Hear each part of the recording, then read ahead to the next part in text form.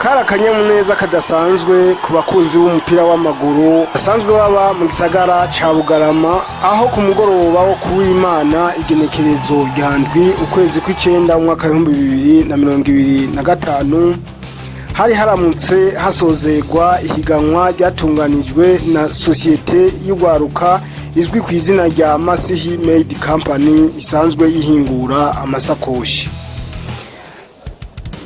Iryo higanwa rikaba ryari ryatanguwe ryitabiriwe n'imigwi ishika kuri 6 igize uburere butandukanye bugize zone ya Bugarama iri muri komine ya Muramvya intara ya Gitega.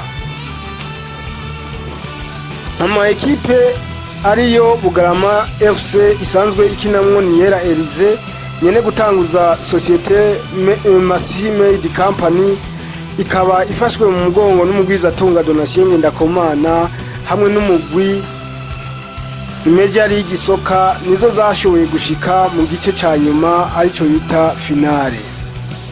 Urukino rukaba rwarangiye kuri penalty, urukino rukaba rwarangiye ku bitsindo 8 ku ndwi byabonetse muri bya bindi twita za penalty.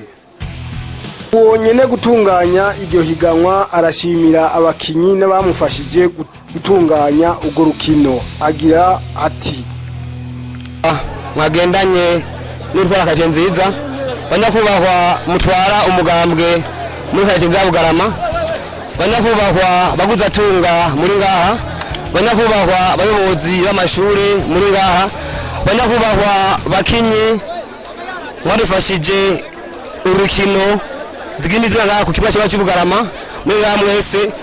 Umwese cyo tugira amahoro, tugira amahoro, ubumwe, iterambere, ibikorwa cyane cyane mu bajene. Ndabashimiye cyane akigwe mwanyeretse mu bitabira higanwa nk'abajene gwaruka muri bwo gufatira mu mugongo.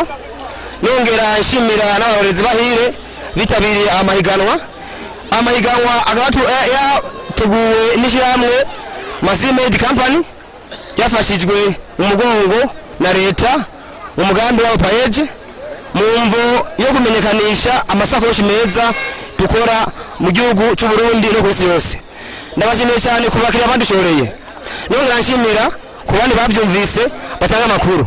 None uyu munsi n'amajambo menshi ibikorwa mwabonye abashefu bari ngaha, ugwaruka rwanyu nguru naweretse rufise impano.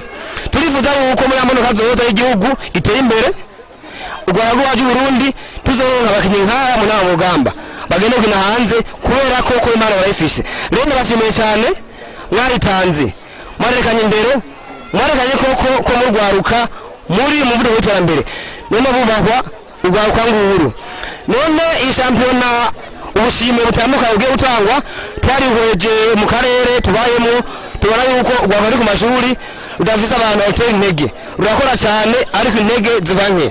Masihi Made yarafashe iya mbere mu gutanga ubushimwe mu banyeshuri bamwe akaba ari cese gitanga uyu munsi kandi kizobandanya gushika kuherezo kuba ko Masihi Made ntagarikwa. None rero abanyeshuri bashimiwe, twagarageje kwegera abayobozi b'amashuri bamwe hari amashuri yo mu karere ngaho iwacu, ishuri ryo ku Rwaneni, ishuri ryo ku Nyakarago n'ishuri ryo ku Rugari. Abayobozi babo ndabashimiye cyane, baradufashije mu gutwara abanyeshuri beza bafise ubwenge n'indero mu vyigwa byinshi, cyane cyane ikigwa cya entrepreneuria arico uyu munsi umujene wese ategerezwa kwitwararika, kubera yuko umujene wese yondera akazi ntabe umubosi w'undi muntu aho umubosi wiwe. None nandiriye dufite ngaha bagira badufashe mu gutanga ibikombe n'ubushimwe butandukanye. Ndangije ndabifuriza kuranirwa mu byanyu no mu banyu no mu mashuri no kundi gihugu. Tugure Masihi Made. Iryo higanwa ryatunganijwe na sosiyete Masihi Made Company rigatahukanwa n'umugwi Bugarama FC, ryari rivise ikivugo kigira giti kurira iwacu, sonesha iwacu, kunda iby'iwacu. Twobibutsa kandi ko iyo sosiyete isanzwe nayo nyene ifashwe mu mugongo n'umugambi w'igihugu ushigikira ugwaruka payeje. Mu kurangiza Kumbizi yashimye kubagarukira ku bice bikuru bikuru byaranze iryo higanwa.